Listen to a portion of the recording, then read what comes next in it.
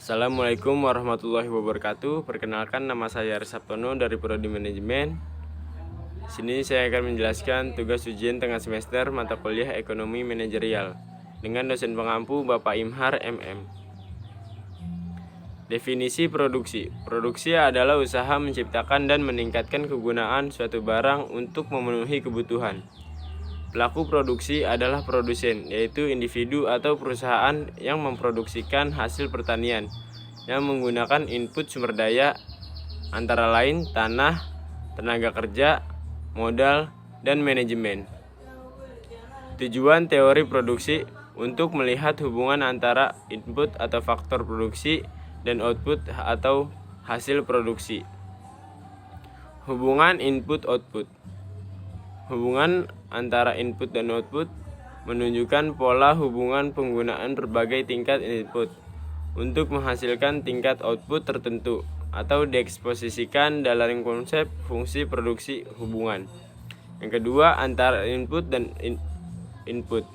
Variasi penggunaan kombinasi dua atau lebih input untuk menghasilkan output tertentu atau direpresentasikan pada konsep isokan dan isokos. Yang ketiga, hubungan antara output dan output. Variasi output yang dapat diperoleh dengan menggunakan sejumlah input tertentu atau dijelaskan dalam konsep kurva kemungkinan produksi dan isorevenue. Macam-macam teori produksi. Yang pertama, teori produksi dengan satu faktor berubah. Yang kedua, teori produksi dengan dua faktor berubah. Yang ketiga, teori biaya atau ongkos produksi. Teori produksi dengan satu input variabel.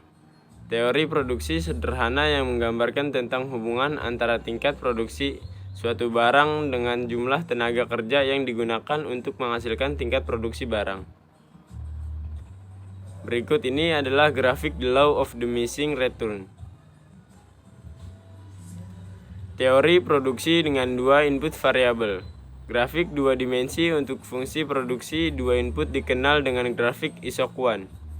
Isokuan adalah kurva yang menghubungkan titik-titik kombinasi dari faktor produksi X1 dan X2 untuk menghasilkan sejumlah produksi tertentu.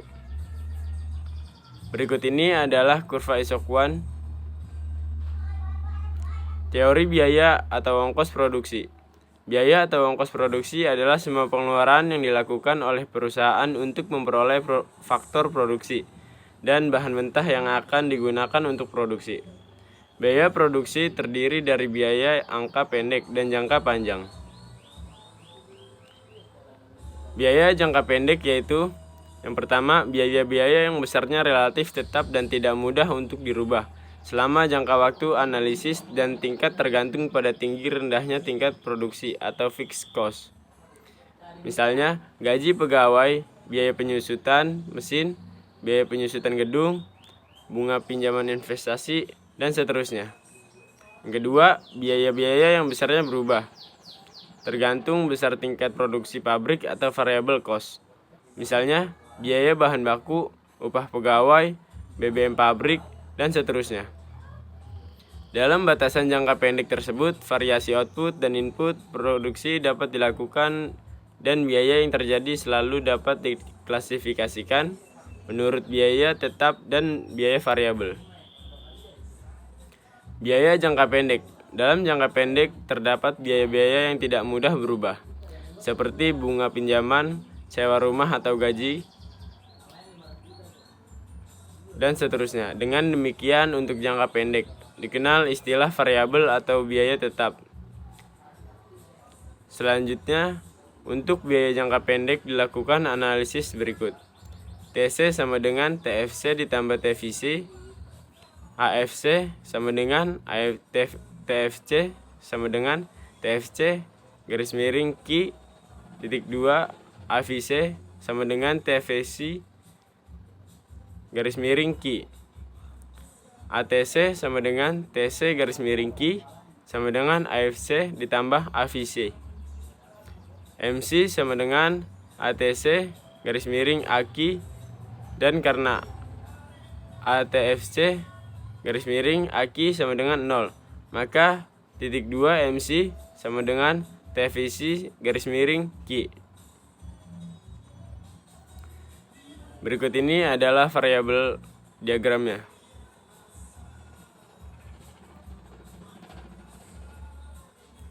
Biaya jangka panjang.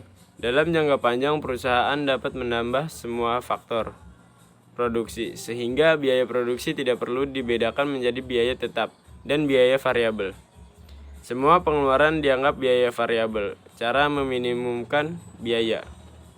Dalam analisis ekonomi, kapasitas pabrik digambarkan oleh kurva biaya total rata-rata atau AC sama dengan average cost.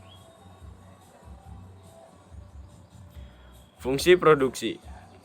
Hubungan antara input produksi dengan produksi yang dihasilkan dapat dilihat dalam bentuk matematis yang disebut fungsi produksi.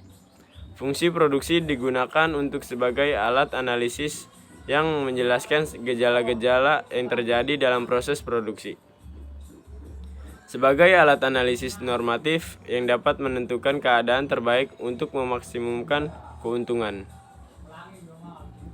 Hubungan fisik antara output dan input. Y sama dengan F dalam kurung X1, X2, X3 sampai dengan Xn. Contoh, Y sama dengan total produksi padi.